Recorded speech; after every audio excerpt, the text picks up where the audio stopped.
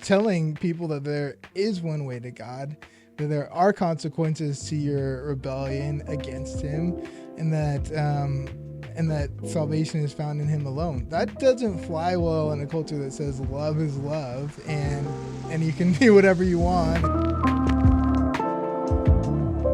Welcome to the Beyond Sunday podcast, where we continue the conversation of God beyond Sunday. Today's guest is a pastor at New Covenant Madera. We got Josh Dolarian. Give a round of applause for Josh Dolarian. Hey, what's up, man? Hey. Okay, so we met. Let's just break down how we met through Frank. Mm-hmm. Shout out to Frank. Yep, he's my hero. Out. Yeah, he's your hero.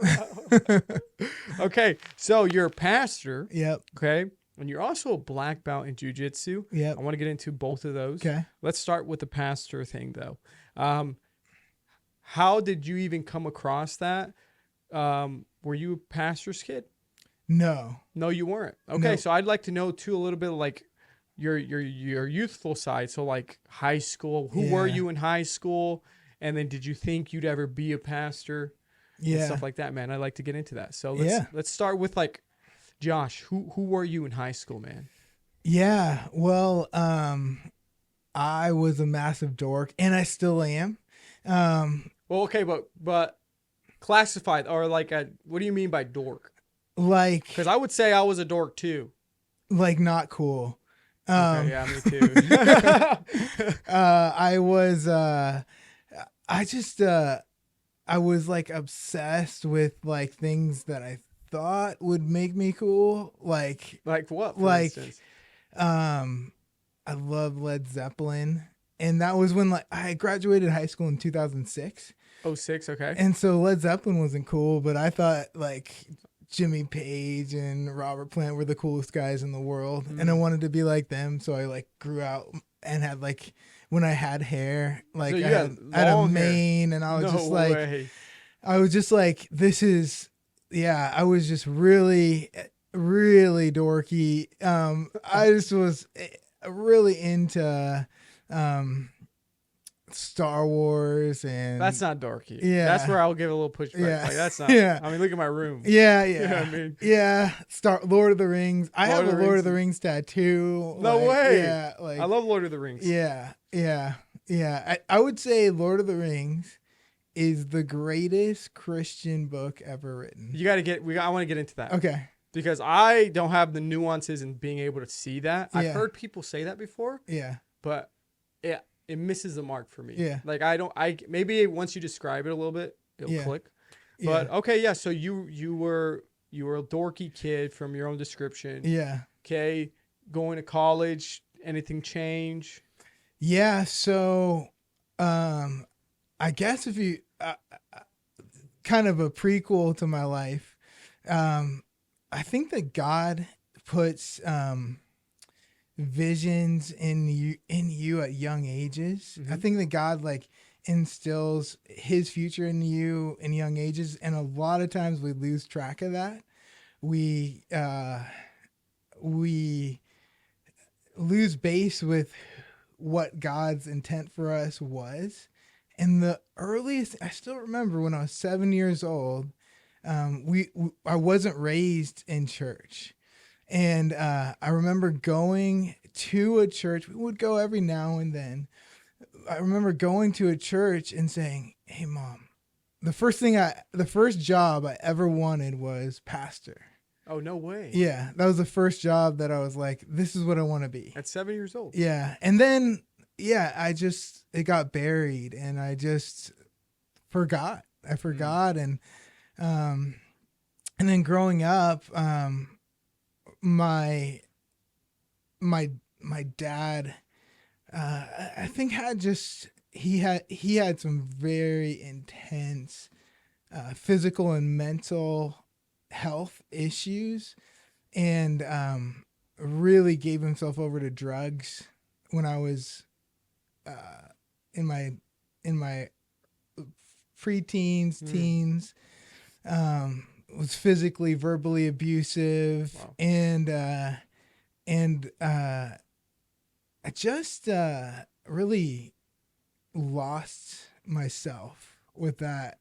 I lost when I lost, my dad left, and I really lost who I was, my identity. And like, you know, a father plays such a vital role in shaping the identity of their children. And Mhm.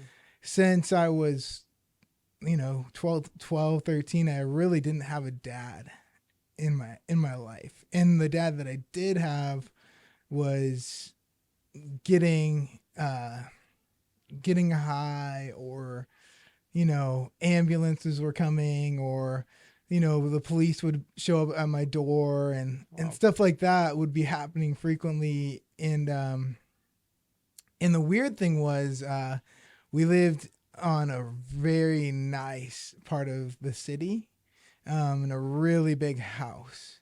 And I Oh think wow. that in suburbia, there's of a lot of pain. But if you live in poor areas, or areas that aren't as affluent, the pain is obvious. But in suburbia, it can be masked pretty well. Mm. And so nobody knew the like darkness that kind of enveloped me as a kid. Wow. Yeah. How was that? How was like? Did you not feel like you had an outlet to talk to people, or what? Like, Yeah. So I would say, when I was 6 years old, I started doing karate. And so I've literally been a ninja for almost 30 years, oh wow. but I've never actually been in a fight. So that's like, Oh, that's a blessing. yeah, yeah. But I started when I was 6 years old, and I had a very strong relationship with my karate teacher, Matt, and he was always just like a guiding, like he to this day calls me son. Oh wow. Yeah. And man, I didn't want to cry. Okay. But It's all good, man. it he was always there. And then growing up, I had my friend Rico, who was like, I was, like I said, a total dork. Rico was literally, I went to Bullard High, probably the coolest kid in school. And Oh, was he? and Rico? we both did karate together growing up. He actually, in one of our like training sessions, one of our tests or something, he broke my arm. He just Oh like, wow. we just like beat each other up in our teenage years, but he was like really, really cool. And Rico, uh, when he was 2 years older than me, he is 2 years older than me, and he went out and toured the world after high school as a performing Oh rock star. wow. Essentially, like he's an insane drummer, and just an incredible person. But I remember, like, I don't feel love at home. I don't feel love at school. And then Rico would always, whenever he saw me, and he's like the coolest guy in our school, would like walk up to me and give me a hug and say, "Josh, I love you." Oh, that's so cool. And yeah, yeah, and uh, eventually, when I was a senior in high school, at the beginning of my senior year of high school, Rico invited me to a Bible study that was held at his house. And I can't explain it, but I just went into that study, felt the love of God, and like immediately just became a Christian in that moment. Wow. I just was like, this is real. God is real. Um, Up to that point, I didn't believe in God, and I also felt like if God was real, I don't like him because of the things Really? that that I've gone through in my life, I blamed him for the struggles at home. Wow. And so if he's real, I thought he's a jerk. And I'm just gonna err on he's not real. And coming out of that Bible study, I couldn't deny the existence of God. And ever since then, I just really fell in love with the Bible and fell in love with the scriptures and also just reading in general. Wow. Yeah. That's so cool, man. Yeah. So you leave the Bible. So Rico, the coolest guy in school. I don't know if he was one of actually them. was, one but of he them. seemed really cool for me. To Yeah. you. Okay, so he was Yeah. the cool guy, a cool Yeah. guy. Yeah. Okay, he invites you to the Bible studies, Yeah. right? Yeah. What age were you?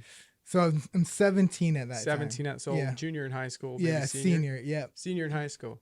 Okay. And then so you coming out of this Bible studies, right, with like, you would say probably a heart of flesh, right? Mhm. How was that when you got home? Like, what was that like when obviously maybe your parents Yeah. had like different perspectives on it, maybe? So I still really kept to myself, but there was a big noticeable change. I think it takes a while to kind of be like, okay, this is what I'm living for now, and this is how I'm living now, and but I just I was just like, I'm gonna read the Bible, and so I don't know if that answers your question. I don't know exactly like how it looked to them, to the outside. So were you weren't acting like Bible thumpery. Bible thumpery? Because I mean, No. like I'm only saying that because like Frank, right? Yeah. Like he's like, hey man, he's on fire. Yeah. You know, he's like Yeah. everything. Yeah. It's super cool to see, and some people are like that. Yeah. Not everybody is, Yeah. but some people are. Yeah. Yeah. I'm more reserved as a person. Okay.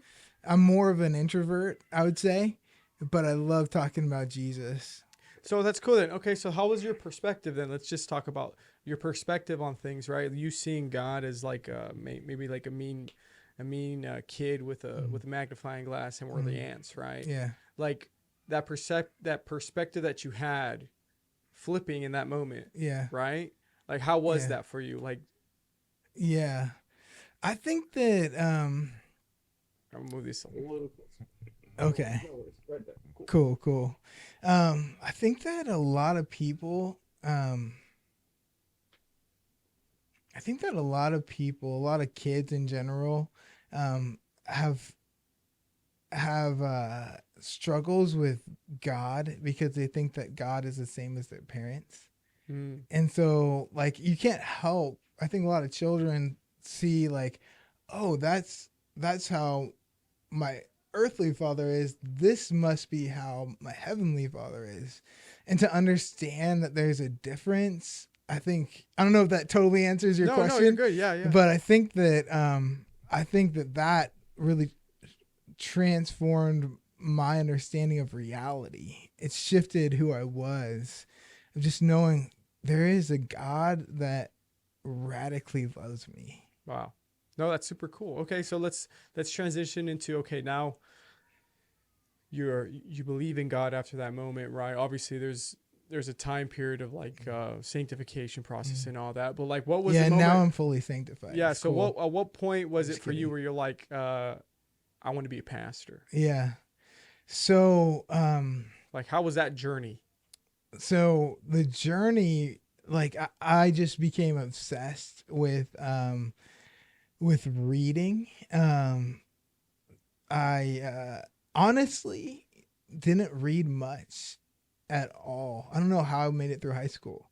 But I didn't read much at all. And then I just became obsessed with reading, like, especially in those early years. C.S. Lewis was that was like a reality shifting person to me. Do you know what book specifically? I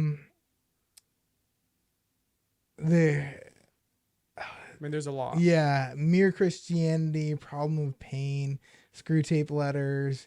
just all the classics. Okay. Great Divorce. Yeah, I just read like everything I could get my hands on from That's him. super cool, man. Yeah, So Mere Christianity was, I mean, all those. I just bought Mere Christianity. yeah, I've never read it. I've yeah, never read a C.S. Lewis book. yeah. I mean, I know I read in my scripture and stuff, but I've never read C.S. So I just bought Mere Christianity, just like it's supposed to come today. Yeah, sweet. So I'm excited to read it. Yeah. Man. I've heard great things about it. I know like there's one like a Case for Christ, Hmm. right? That's another one I got. Yeah, Lee Strobel wrote that Lee one. Strobel. Uh huh. Hmm. No, but okay, cool. So like you fall madly in love with Christ, Yeah. right? Just reading, Hmm. getting into the Word and all that. Hmm. But what was the moment for you where you're like, I want to like I know you had it when you were 7, but when did that thought again come in your head? Like, yeah, I want to be a pastor. So, when I was 21, 21 is when it happened. yeah, 18, 21, so 4 years. 4 years. I knew that I wanted to do something with Jesus with my life. Okay. I was like, I need to do something with Jesus in my life. And I remember going on a missions trip to Haiti. And it was interesting. I went with my future mother-in-law. She didn't know that I was going to be your future Oh, son, wow. but I went with her and a number of other people from North Point. And I was at an orphanage. And it was right after there was a really big earthquake in Haiti. And and all the kids in Haiti are, especially in the orphanages, are just starved for touch because they never feel the love of a person. They don't have people, especially adults in their life. And I remember this little girl just clung to me and just would not like get off of my lap. I was just like, okay, but she just wouldn't let me go. And I was like, I don't even know you. Like, this is so odd. This is weird. And I remember, I usually wear glasses, and I put my glasses on the girl, and I actually have a picture of it. And I remember like I feel like God, speaks in audible voices, but sometimes he speaks in voices that are, inaudible, but you can't deny that they are supernatural. And I put those glasses on this girl, and I thought, this might be the only time in her life that she's ever going to wear glasses because of the extreme poverty. I kept thinking this might be the only time she's wearing glasses in her life. And I put them on her, and then I just kept thinking this might be the only time she sees. And then I just heard this like inaudible but undeniable voice saying, Pastor Josh, Pastor Josh, Pastor Josh, Pastor Josh. And it's weird because I put the glasses on her eyes, and then I felt like I saw who I was for the first time in that mission trip. So Yeah. a pastor. So that's Yeah. what clicked to you, the trip Yeah. to Haiti. Yeah. And so this is 4 years after Yeah. you find Christ. Yeah. Yeah. Right. Wow, that's cool, man. Yeah. And so like so after that, who do you talk to? Are you like, hey, are you just shouting out there in Haiti like, I'm gonna be a pastor? Yeah. No. So at the time, I was there was a college group at North Point, and I got to know the pastor of that pretty well. His name was Daniel Bunker. He's awesome. And but other than that, I attended the well like every Sunday.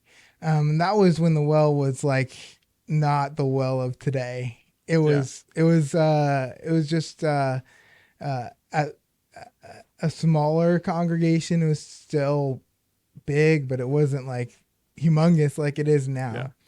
And one of my problems was like, I want to be a pastor, but I don't know how to do that. Like, what? Who? What do you do? What do you do? How do Yeah. you do this pastor thing? Like, I felt the call on my life, but I didn't know how. And so I just I prayed like diligently, God, would you send me a pastor that I can learn from?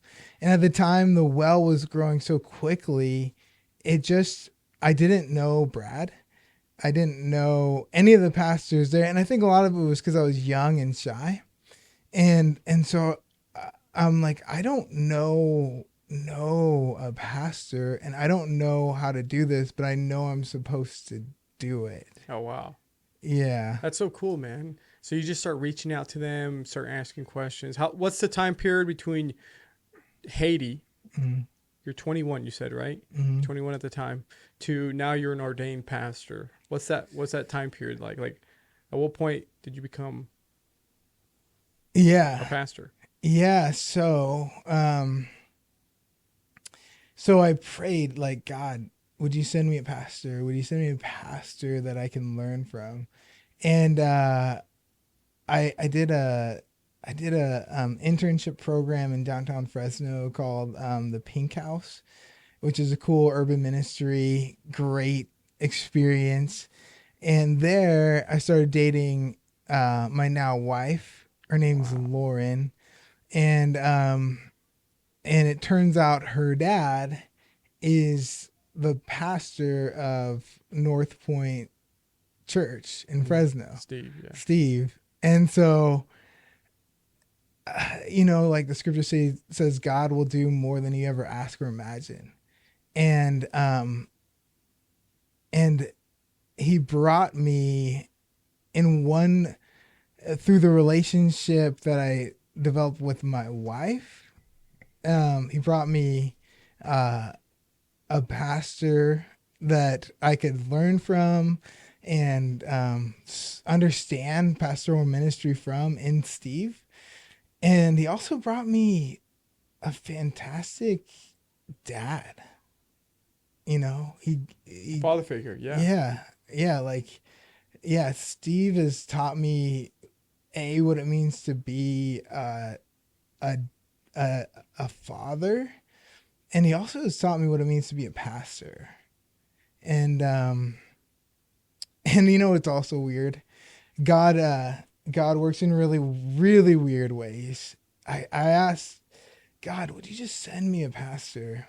And so we had a few pastors that performed our wedding, but one of the pastors that officiated our wedding was a pastor named Rick Warren, who wrote The Purpose Driven Life, who's Steve's best friend. So for years, I'm praying, God, send me a pastor. And he's like, okay, I'm going to send you America's pastor. America's pastor. Like, he can do more than you can ever ask or imagine. I'm just like, he blows me away. The things we ask for, it's just incredible to see his sovereign hand of grace that just works in our lives. Wow, dude. Yeah. So at what age were you at that point? So when I got married at 24. 24. And I'm 35, almost 36. So how long you been pastor for? So I've been a pastor. So I started pastoring right after I got married, and I worked in a few different churches. So you got, it was 24, 25 years when you became pastor. 24, I was 24. I started doing youth ministry. Yeah. Youth ministry. Okay. Yep.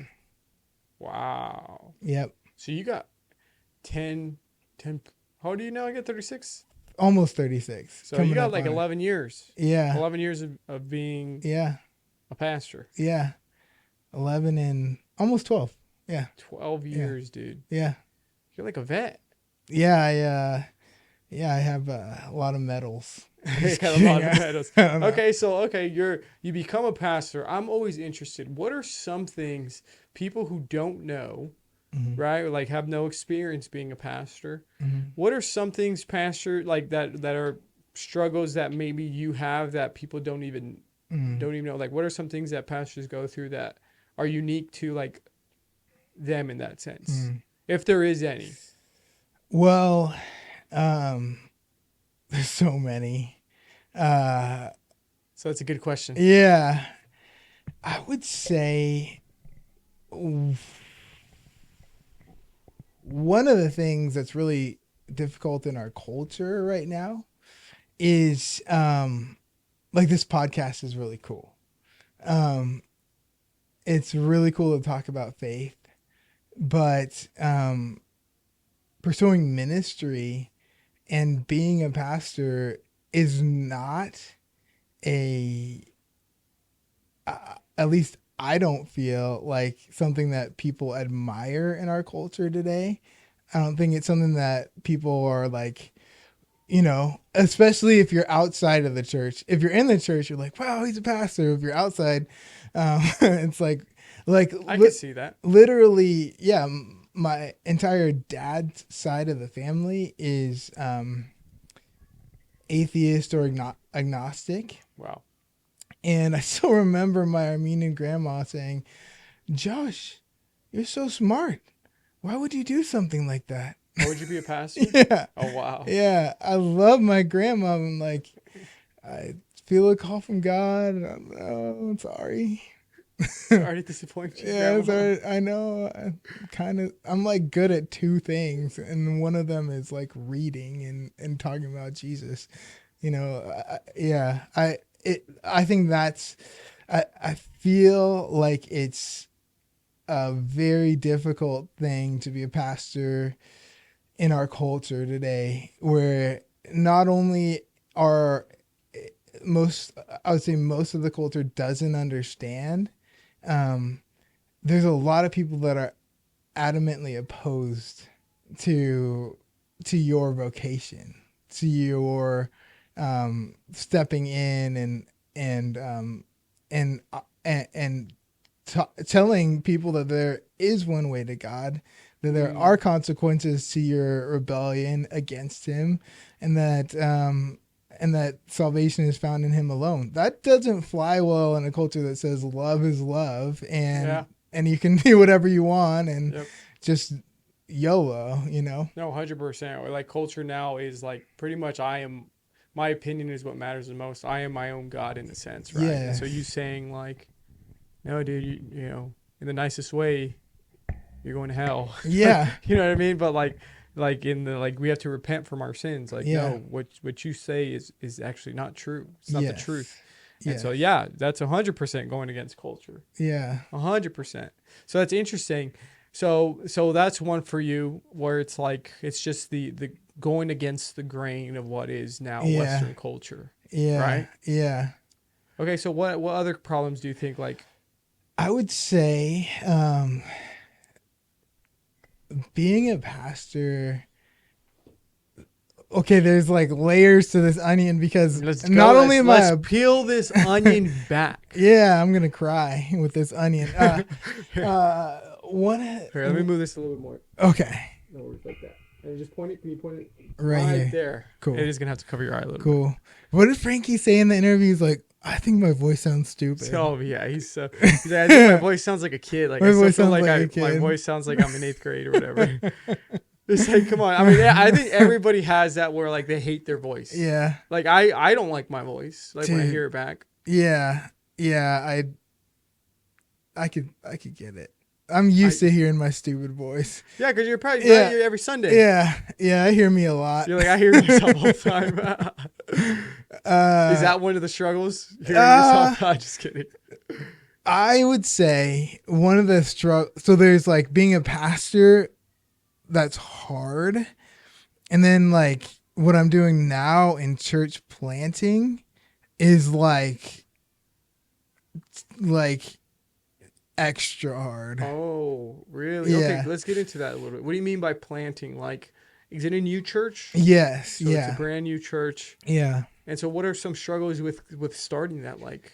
So, I mean, Yeah, I don't as much, mind. okay, cool. As Yeah. much as you want to talk about it, yeah. Yeah. I would say, so this goes back to, I'm just a really big believer that God plants seeds, Yeah. and we gotta like pay attention to where he's planted those seeds in our lives. When I was 20, I wrote in my journal, I want to plant a church. Mm.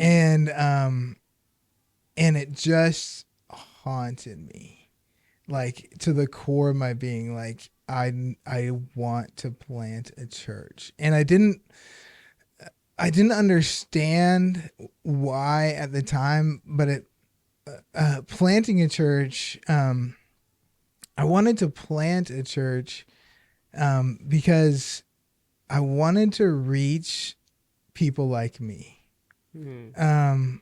So, like Frankie was on, and, that's a dude like me that didn't know Jesus and now knows Jesus. Like Frankie, I planted the church for you. No, There you go, no, Frankie. yeah, no, but like I wanted to plant a church for people that didn't have a church, that didn't belong to a church, or that we were in a community that was underchurched. I Mm. wanted, like, I was a pastor at a church called Northwest Church, and a church called New Harvest Church, which is now Via.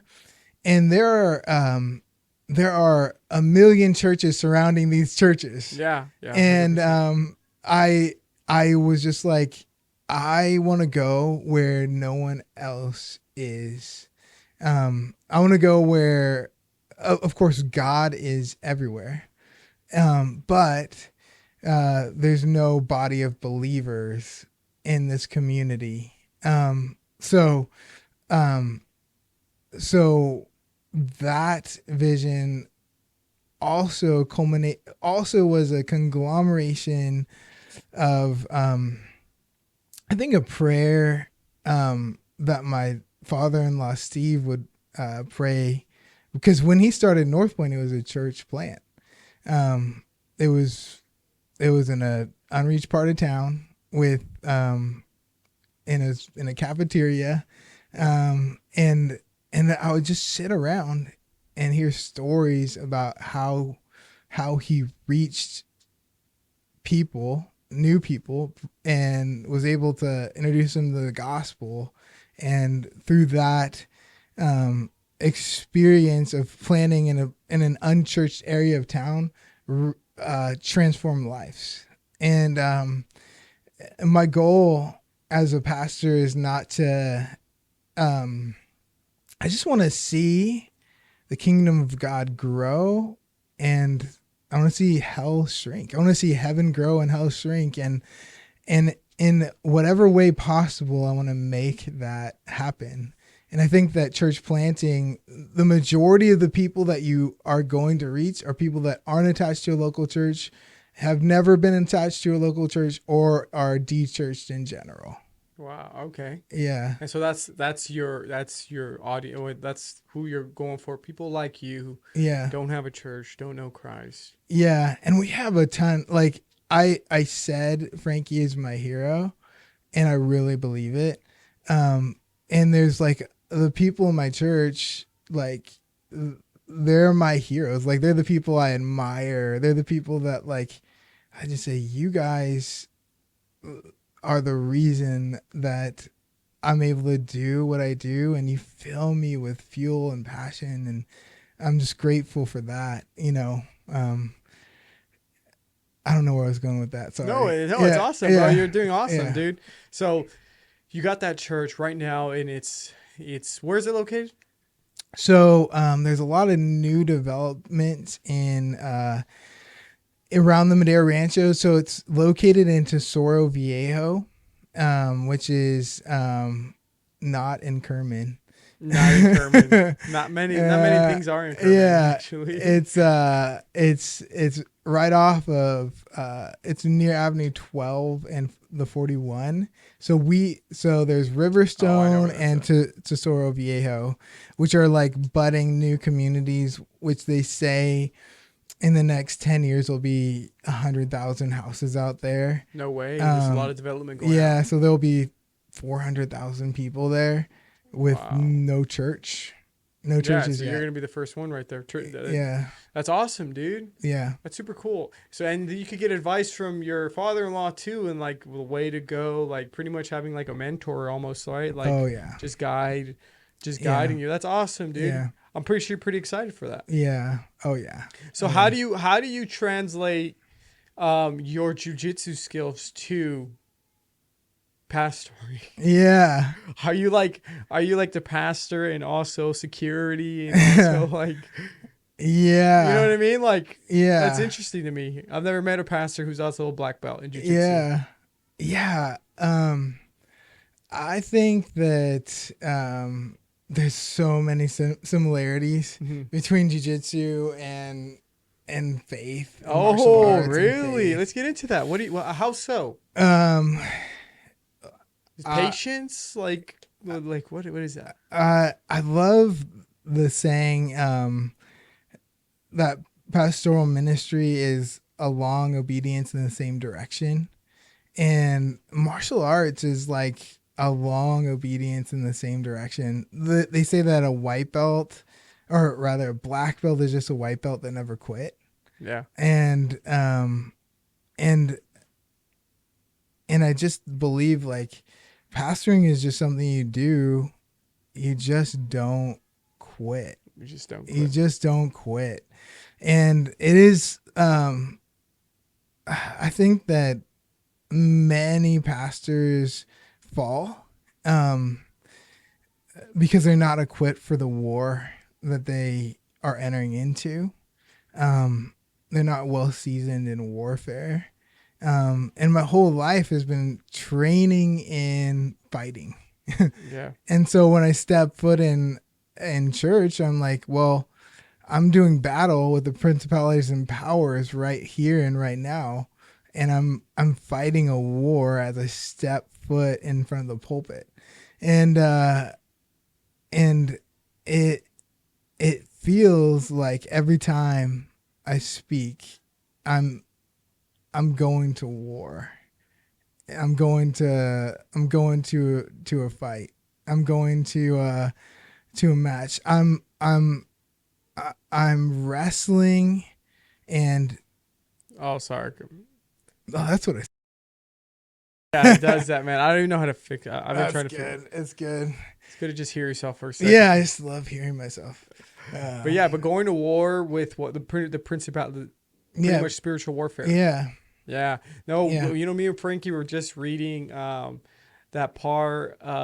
What part is it? The Second Kings or something like that, where Elisha, mm, where he closes his eyes, yeah, and then he tells God to open up the guy next to him's eyes, and he Yeah. sees like chariot, like the Yeah. horsemen, and like Yeah. the fire and stuff, and like right. that part is so like Mm, cool to just envision like.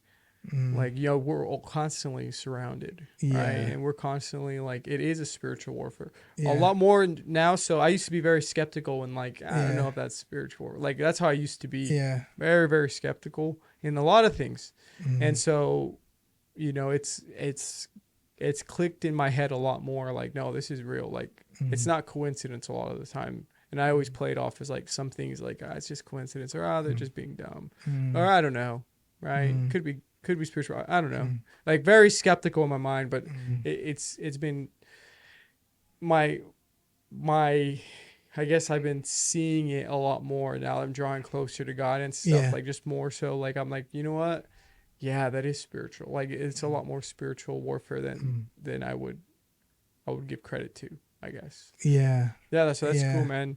So that's how martial arts connects with pastoring or seed planting, in the sense of just not giving up. Yeah. Right. Yeah. Yeah. And I would say another thing is, so like in some disciplines, like if you do Taekwondo, you can get a black belt in 3 years. It took me 15 years to get a black belt in Jiu-Jitsu. It's like, it takes a long Long time. It's grueling, and like, There's not a lot of, I mean, it's like maybe 0.5% of people that enter into a jiu-jitsu gym that actually finish the race. Yeah, it's hard. Yeah. Yeah. Yeah, it's definitely hard. Yeah. I've gone and like we were talking about, I just don't want to get like the cauliflower thing. Yeah. Getting choked out constantly. Like Yeah. it's hard, man. Yeah. It's definitely hard. And I Yeah. always hear like jiu-jitsu guys always have messed up joints. Yeah. Yeah. You're Yeah. like, yeah. I broke this arm. I've broken, I think my knees. I'm gonna like need a wheelchair probably by the time I'm 50. It's just like it's bad. Yeah. It's bad. It's not good. My body is torn up. Do you only do jiu-jitsu or is there any other martial arts you do? I know you said karate. Yeah, I grew up doing karate, and right now I am mainly focused on jiu-jitsu. I did Muay Thai, and kickboxing, and I came to a point where I was just like, I love sparring, but I really don't want to get traumatic brain injury. So I couldn't get, it's just like, I'm going to have to make a choice. Do I want to be able to speak when I'm like 50? That's crazy. You know, yeah. So you can mess somebody up. I mean, I know you're not gonna, right? Yeah. But you can if you wanted to. Yeah. Yeah. Like, yeah. I can, yeah, definitely can do that. Yeah. Oh man, Yeah. that's kind of cool. Yeah. I'm pretty unassuming, you know, but it's been my whole life. Just my whole life is spent, you know, in a mat on the mats. I was basically raised on the mats, and like I would train 5-6 times a week, you know, just every day on the mats, and that's been the culmination of like everything that I do. Yeah, like I said, I'm pretty good at like 2 things: fighting and reading the Bible. It's like everything else, I'm like dyslexic and dumb, and like I can't find anything, and my wife constantly gets mad at me because I don't know how to do chores right, and like I'm just really stupid at about almost everything, but I can do those 2 things pretty good. You can be on the mat pretty good, Yeah. and you could preach the gospel. Yeah, yeah, those That's 2 cool, things. dude. Yeah. You know what, dude? Oh, dude, check this out. You raise on the mats until this is gonna be so cheesy. I'm ready. I'm gonna commit to it anyways. Okay. Yeah. Until Jesus came up to you and told you pick up your mat. Oh, that's a good one. Come on, that's dude. a good one. Yeah, that's a good. That's That a. was pretty good, huh? Yeah, yeah. That was kind of cheesy. No, that's a great one. See, bro, Yeah. use it in a sermon. Yeah. Send it to me. Yeah. Once yeah. you use it. Yeah. I have a friend. Yeah, you know what I'm saying? He's on a world famous podcast. There we go, dude. Yeah. But yeah, do it. When Yeah. you're doing your sermon, be like, Yeah. you just told me this. Yeah. Right? Yeah. Raise on the mats. Yeah. Till Jesus told me to pick up your mat and follow me, dude. Oh, that was kind of hard. That's good. That's good, good. huh? Yeah. Oh, That's that was good. smooth. Okay. Let's see. Okay, so let's go back to, I want to go back to now your parents' perspective. I know you mentioned your grandma, but are your parents still like, I don't know if you said they're agnostic So. or atheist. So my mom is my hero. She, I think one of the hardest things that unless you've been through it, you don't understand it. But you know, my dad was just addicted to drugs, and so she was trying to keep the family together, and but she at the same time is like dealing with a person that's really out of his mind. And my mom is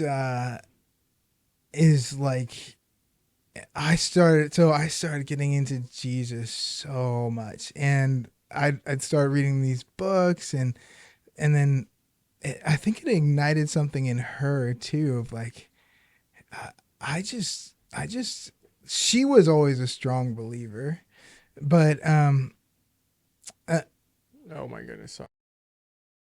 all right, she was always a strong believer, but I think my passion spilled out into her, so we just started like sharing like sermons or theological perspectives, and Oh she wow. encouraged me to go to seminary and pursue higher education, and she has always been in my corner. I could not do anything. I wouldn't be the person I am without her. Um, and my dad, unfortunately, just really isn't in the picture in my life.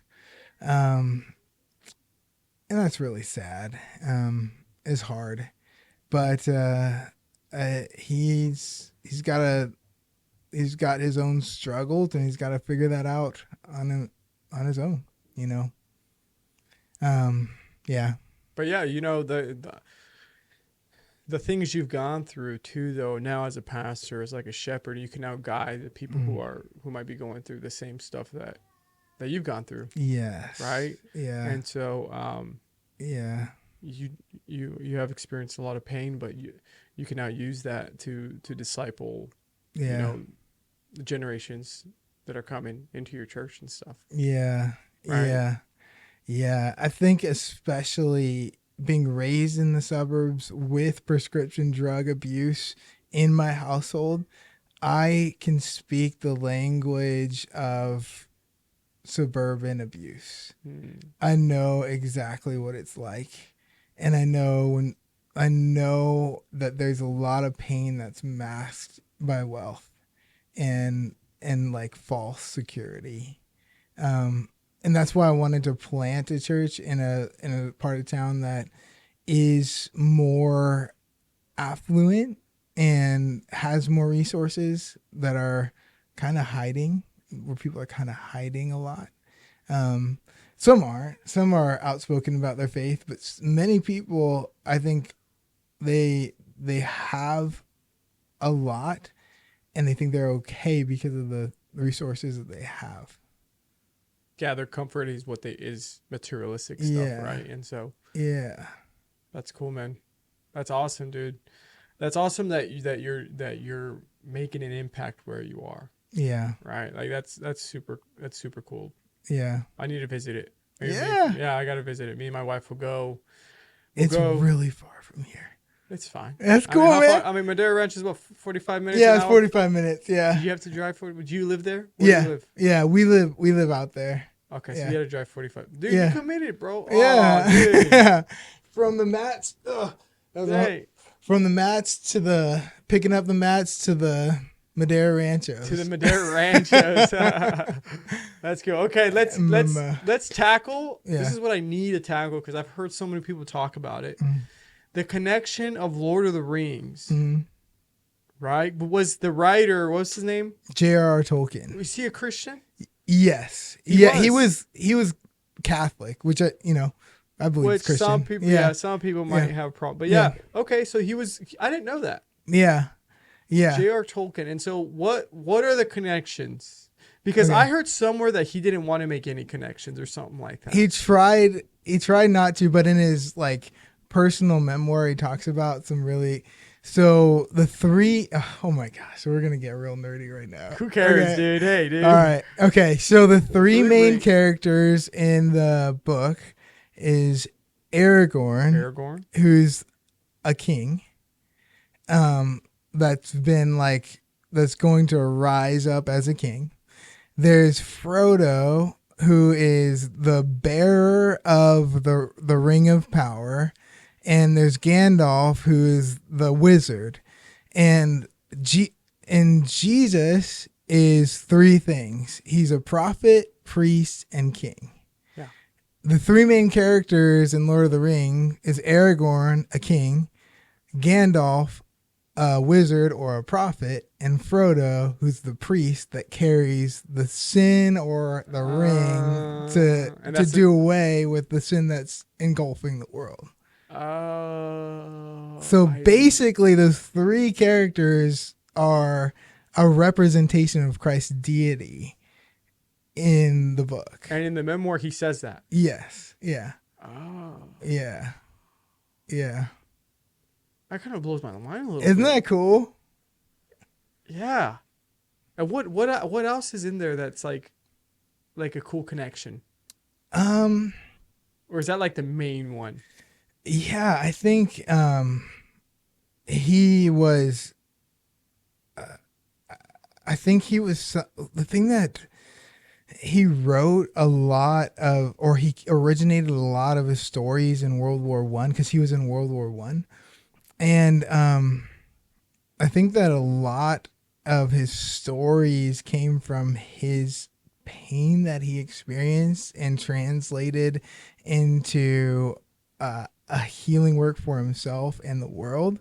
And there are, I think that that's one of the beautiful things about it, of just like transforming your pain into a purpose in the books. There's just so many great quotes in there. I think that there's no greater representation of sin in any character, anyone, than the character of Golem, Smeagol.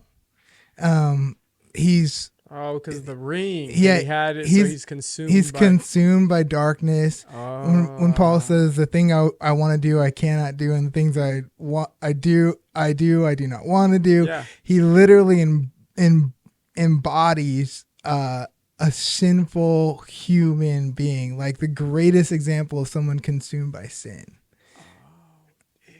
Yeah. I think Frodo, the idea of him carrying the ring, like walking up Mount Doom carrying the ring, it gives me a greater perspective on Jesus carrying the cross and bearing the weight of our sin. And I would say Aragorn,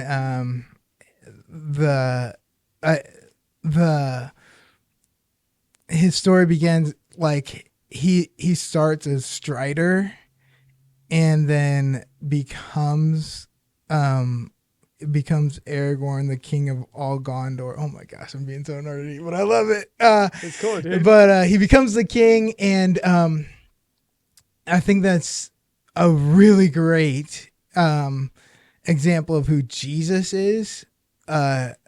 A lowly man like Isaiah 53, one that we would scorn, that, like you don't see the beauty of who he is, and then we're gonna see the beauty of who Christ is, where every knee will bow and tongue confess. So we see this like parallelism between Aragorn and Jesus as a lowly king that will one day reign in power.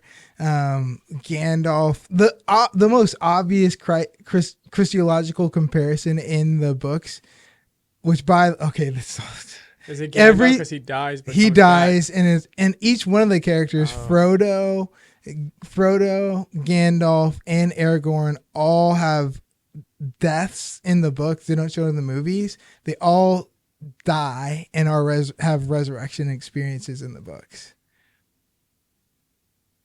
And that's where it's different. Oh wow, that's crazy. Yeah. I was like, is one from Frodo the one where he gets stabbed? But Yep. he has a Yeah. chainmail? Yep.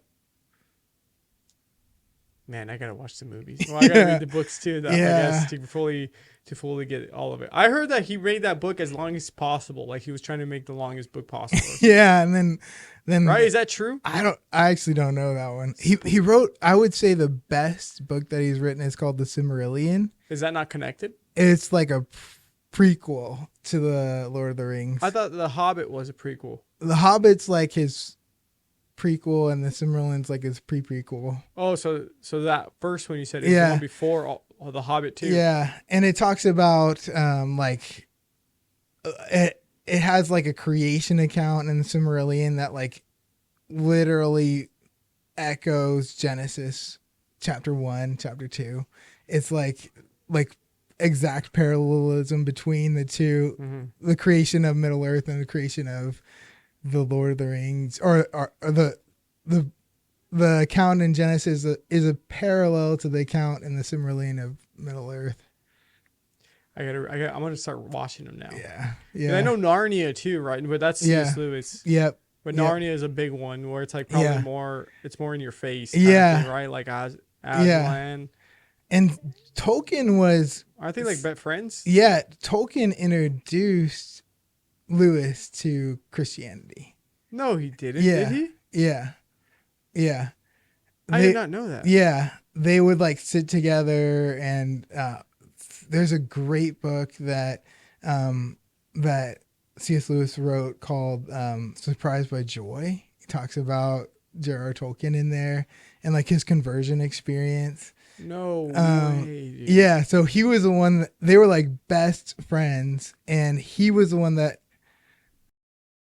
convinced Tolkien or Lewis to follow Jesus. I did not know that at all. Yeah. What's the book called? Surprised by Joy. I got to read that one now. Yeah. Yeah, because I got to read that because I'm like, I've never heard that before. I knew they were acquaintances, but I didn't know they were like best friends. Yeah. Yeah, they were in a group called the Inklings. Oh, wow. That's a cool name. They would sit around and like smoke pipes and drink beer at a pub in England. And what, like just come up with stories? Yeah, they would share literary ideas. And I know that Tolkien was outspoken that he did not like Narnia because it was too obvious that Aslan was Jesus. Really? Yeah, he didn't like it. He didn't like the obvious allegory. Oh, he just didn't like the obviousness of it. Yeah. But I like it. I thought it was cool. Yeah, I'm a fan. I'm a fan too. Yeah, Tolkien. We all like it. Come on, bro. Don't be too hard, bro. Yeah. That's cool, man. And then what do you rate the Rings of Power? The show. I'll let you give me the rating and I'll give you my opinion on it. Okay, so the Rings of Power. Okay, so that is taking some of the Silmarillion, some of it, like, but they're not basing it off of it, and it's got potential. It's kind of sucky. It's kind of sucky, but it's got potential. You know what it probably is for me is I don't know any of the source. Yeah. The source books, the source material. So like for me, I was like, it's a cool movie. It's a cool show. Like, yeah. I was just like, it's kind of boring and like. Yeah, I mean, I could see what you're talking about. Weird. Yeah. It's weird. Yeah. You're like, I just don't like it. Yeah. The last episode, I was like, okay, see what you're doing here. Yeah, that one was cool. Yeah. What about what was I going to say right now? The Hobbit. Did you like the movies? I honestly didn't really like the Hobbit movies. Yeah. They're I'd rather watch The Ring of Power than the Hobbit. Yeah, I thought they were not good. They were boring. Yeah. Man. Yeah. And the book, like, he made for children. So it's like. Oh, really? Yeah. So the adaptation, they're trying to just Yeah. add a bunch of stuff. Yeah, and the book, The Hobbit, isn't that good. I mean, it's good, but it's like, The real good stuff is Lord of the Rings and the Silmarillion. I gotta read that then. Yeah. I'm gonna read it too. Yeah. I got a bunch of stuff I gotta read, dude. I'm trying to dive like Audible. Yeah, I'm gonna have to do Audible. I'm like while I'm running or whatever, like I'll be listening. I can't. Yeah. So, I mean, I'm trying. You know, like Frank. Shout out to Frank. He just got me where he made me get. I'm telling you, Frank's doing God's work. Yeah. I'm gonna show you right now. Yeah. Oh my goodness. Is it repeating? It's repeating. I'm just gonna have to connect it over there. This one right here, dude. Check this out. That's one of my favorite Bibles. Yeah? Mm-hmm. Yeah, Frank made me get it, dude. Yeah. He's like, dude, you gotta get it, man. Yeah. You gotta get it, dude. Yeah. The ESB Study Bible is awesome. I'm never like when I was reading it, I was like, oh, there's a lot of stuff like in here that's like extra like It's got a just lot like of notes. yeah, it got a lot of notes. Yeah. Yeah. I love that one. Okay, And man. yours is leather. I know. I paid a little extra Yeah. for it. That's nice. It Mine's just like, looks nice. I have yeah. that one. That's do you know that one? The Evidence Study Bible. That's Ray Comfort's. Oh, okay. Do you know who Ray Comfort is? Mm-hmm. Mm-hmm. It doesn't have that much though. It just Yeah. has more like if somebody's like Mormon or Jehovah's Witness, like what do you say kind Yeah. of thing. Yeah. And like his stuff in there, but it's not like research. I mean what would you call it? Like references. Like Yeah. here's a bunch of references. Yeah. Over there, it's more like just the way he would go about certain things. Yeah. That's cool. Yeah. But anyways, all right, bro. We have been filming for an hour. I like to keep That it went running. by quick. Yeah, dude, it goes by quick.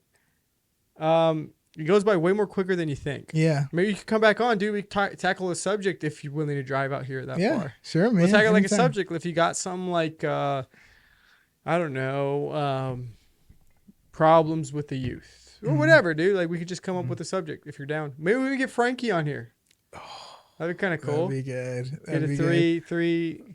The problem with Frankie is like he'll say so. I don't want to say it on camera. He'll say something and then he'll be like, "But what about this? But what about this? But what about this?" I'm gonna He's send that like to him. rabbit trails. That's because he's forever. so like he just wants to know. You know, he's Yeah. he's in that where he's just curious about everything right now. You know, Yeah. it's cool. The other day he was like, "What do you think about Genesis 1?" Okay, but what do you think about predestination? I'm like, give me a minute to talk about one thing. Yeah, you're just fire off questions. Yeah.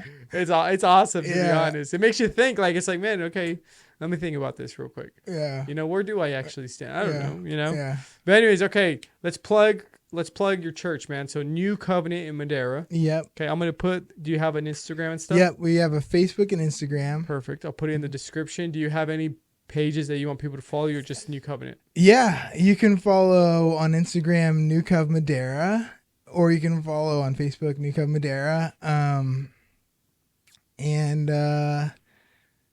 that's you Pretty much follow it. me, I guess. Yeah, cool. I'll put all that stuff in the down in the description. So New Covenant Madera. Well, let me just ask you, what's your favorite Bible verse if you had to have one? If you had to pick one.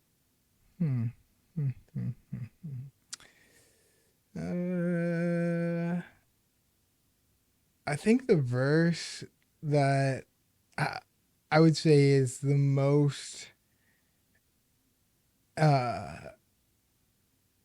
when I look at the world today and the verse that that boggles my mind about the gospel and about who Jesus is Paul says that God works all things together for the good for those who love God and are called according to his purpose. Because I look at the wars in Israel and Ukraine and I think there's no way this is going to work. But somehow God is going to work this, even that cataclysmically bad thing out for the good. That makes no sense. And I feel like that just proves how good our God is. Awesome. So you guys got it. That's his favorite verse for right now, right? Yeah, maybe one of them. One of them. Yeah. The Bible's full of great verses. Yeah, it's got like at least 30. At least 30 good verses. Somewhere in there. All right. Well, thank you guys for tuning in. Let us know in your what you guys thought in the comments below. With that being said, God bless. Bye-bye. Bye-bye. Bye-bye.